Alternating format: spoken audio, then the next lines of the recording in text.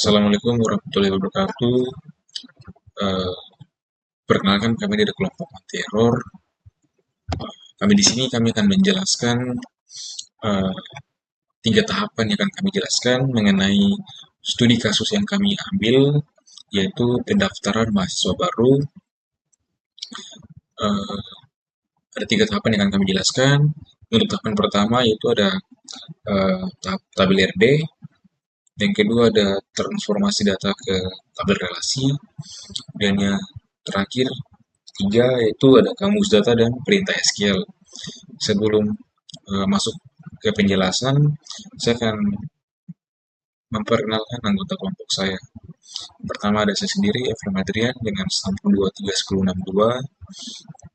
Yang kedua ada teman saya, yaitu Mas, dengan stamp 23158. Dan yang terakhir ada teman saya, itu Matius Irjan Palupon, dengan stamp 23105. Untuk tahapan pertama akan saya jelaskan, yaitu tahapan tabel RD.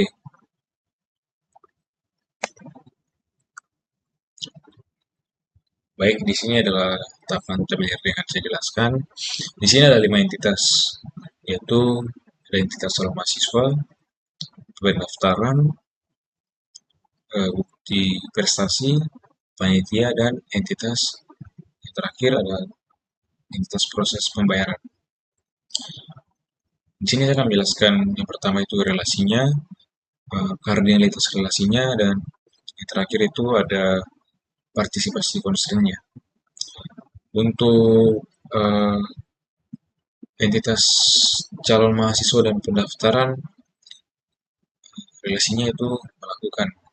Jadi relasi pada kedua entitas tersebut yaitu calon mahasiswa melakukan pendaftaran.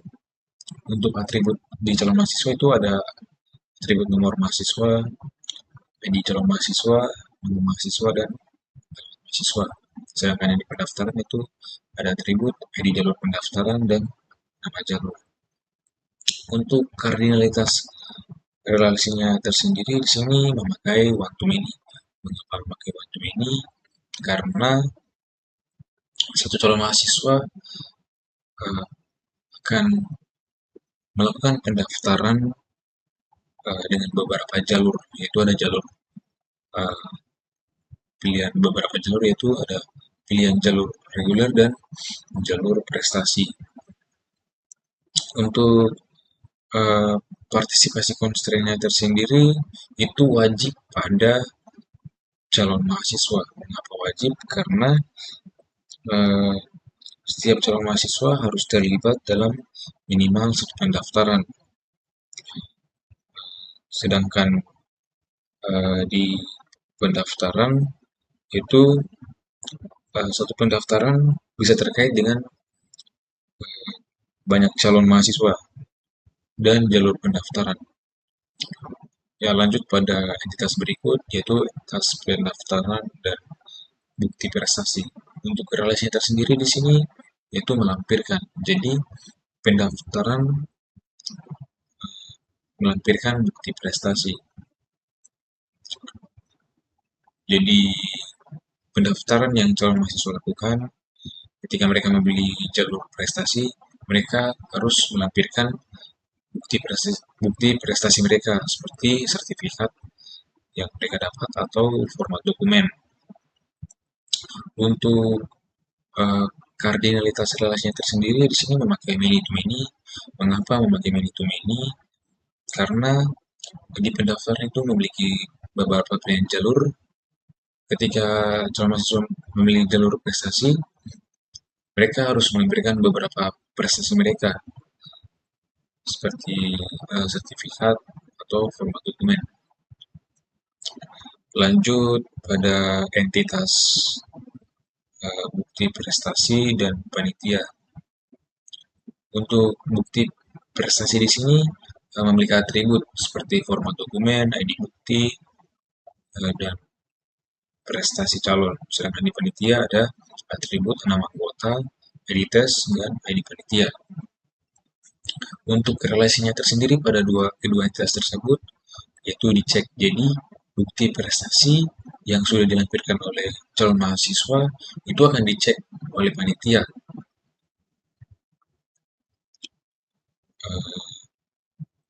Dan untuk kardinalitas relasinya di sini memakai mini tuan.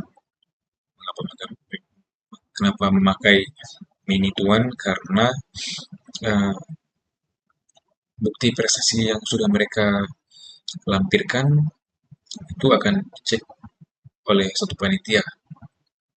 Jadi satu panitia akan memeriksa bukti prestasi mereka yang sudah mereka lampirkan kepada panitia. Lanjut kepada calon mahasiswa dan uh, proses pembayaran pada kedua entitas berikut. Di sini proses pembayaran memiliki atribut seperti ID proses, instruksi pembayaran, serta biaya. Untuk relasi tersendiri di sini kedua entitas tersebut relasinya itu melakukan. Jadi calon mahasiswa melakukan proses pembayaran. Oke, untuk pada kedua entitas calon mahasiswa dan proses pembayaran, di sini kardinalitas relasinya memakai one to many. Apa memakai one to many? Karena satu calon mahasiswa dapat memperoleh beberapa pilihan pembayaran seperti membayar di ATM, mungkin bisa di bank juga, atau uh, ada pilihan untuk membayar di bank lain seperti Bank BNI, Bank BRI, Bank BCA. Seperti itulah yang bisa saya jelaskan untuk di tabel RD, dan untuk penjelasan berikut akan dilanjutkan oleh teman saya yaitu Irjan.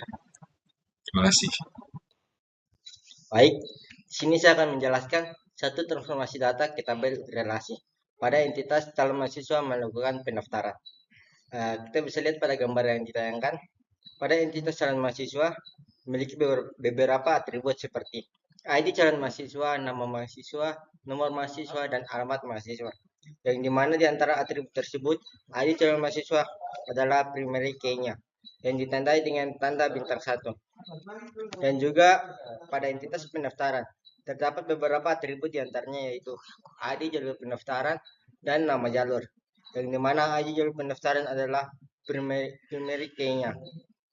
Jadi, karena relasi yang terjadi di antara kedua entitas tersebut adalah one to many dan wajib pada garis pendaftaran, jadi primary key-nya pada calon mahasiswa, yaitu ID calon mahasiswa, yang akan jadi foreign key-nya pada tabel pendaftaran. Maka pada saat melakukan transformasi data ke tabel, setiap entitas akan dibuat satu tabel, di mana calon mahasiswa membuat satu tabel dalam membuat kolom-kolom untuk atributnya masing-masing yang ada pada entitas calon mahasiswa tersebut, seperti ID calon mahasiswa, nama mahasiswa, nomor mahasiswa, dan alamat mahasiswa. Karena ID calon mahasiswa adalah primary key-nya, maka kolomnya akan diberi tanda bintang 1. Seterusnya, pendaftaran. Kita buat tabel seperti calon mahasiswa dengan nama pendaftaran dan membuat kolom-kolom sesuai atributnya. Karena ID calon pendaftaran adalah primary key-nya, maka ditandai 1 bintang dan ID calon mahasiswa sebagai foreign key-nya yang diberi tanda 2 bintang. Sehingga dapat dikatakan bahwa transformasi data ke model tabel relasi yang dihasilkan pada kedua hubungan relasi tersebut adalah dua tabel yang terhubung. Terima kasih. Untuk penjelasan yang terakhir akan dijelaskan oleh teman saya, Maas. Baik, di sini saya akan melanjutkan materi terakhir yaitu kamus data dan perintah SQL. Dalam tabel calon mahasiswa terdapat 4 tabel, yaitu atribut, data type, white, dan primary key. Dalam tabel atribut memiliki 4 kolom, yaitu ID calon mahasiswa. Kolom ini menyimpan nomor ID calon mahasiswa. Tipe data kolom ini adalah integer dengan lebar 5 karakter. Kolom ini juga merupakan kunci utama primary key. Selanjutnya ada nomor mahasiswa. Kolom ini menyimpan nomor mahasiswa tipe data kolom ini adalah integer dengan lebar 12 karakter. Selanjutnya ada alamat mahasiswa. Kolom ini menyimpan alamat mahasiswa. Tipe data kolom ini adalah varchar dengan lebar 10 karakter. Selanjutnya, nama mahasiswa. Kolom ini menyimpan nama mahasiswa. Tipe data kolom ini adalah varchar dengan lebar 10 karakter. Penjelasan tambahan di kolom primary key atau kunci utama. Kunci utama adalah kolom yang digunakan untuk mengidentifikasi secara unik setiap baris dalam tabel. Tabel calon mahasiswa memiliki satu kunci utama, yaitu kolom ID calon mahasiswa. Selanjutnya, kolom tipe data. Tipe data menentukan jenis data yang dapat disimpan dalam kolom. Dalam contoh ini, tipe data kolom ID calon mahasiswa dan nomor mahasiswa adalah integer. Tipe data kolom alamat mahasiswa adalah varchar dan tipe data kolom nama mahasiswa adalah varchar. Selanjutnya, kolom weight atau lebar. Lebar menentukan jumlah karakter yang dapat disimpan dalam kolom. Dalam contoh ini, lebar kolom ID calon mahasiswa ada 5 karakter. Lebar kolom nomor mahasiswa adalah 12 karakter. Lebar kolom alamat mahasiswa adalah 10 karakter. Dan lebar kolom nama mahasiswa adalah 10 karakter. Kesimpulannya, tabel calon mahasiswa digunakan untuk menyimpan data calon mahasiswa seperti nomor mahasiswa, alamat, dan nama.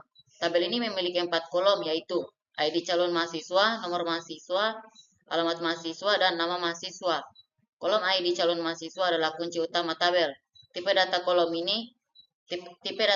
ID calon mahasiswa. Oke, di sini saya akan melanjutkan perintah MySQL. Pertama, kita membuat database-nya dengan cara create database. Karena di sini saya sudah membuat database-nya, langsung saja kita memanggil database-nya dengan cara show database. Lalu kita memanggil database-nya dengan cara use pendaftaran mahasiswa baru, titik koma.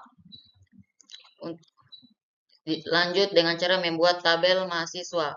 Dengan cara create tabel mahasiswa, buka kurung, ID underscore calon mahasiswa integer 5 primary key, koma, enter, lanjut, nomor mahasiswa integer 12, koma, enter, lanjut, alamat mahasiswa varchar 10, koma, lanjut, nama mahasiswa varchar 10, tutup kurung, dan diakhiri dengan titik koma. Selanjutnya, untuk menampilkan tabelnya kita perlu mengetikkan dash mahasiswa, titik koma. Lanjut, di sini saya akan membuat tabel pendaftaran dengan cara create tabel pendaftaran, buka kurung, ID jalur pendaftaran integer 6 primary key, koma, lanjut, nama jalur integer 15, tutup kurung, diakhiri dengan titik koma. Kemudian untuk memanggil tabelnya kita perlu mengetikkan dash pendaftaran, titik koma. Sekian dari saya, terima kasih.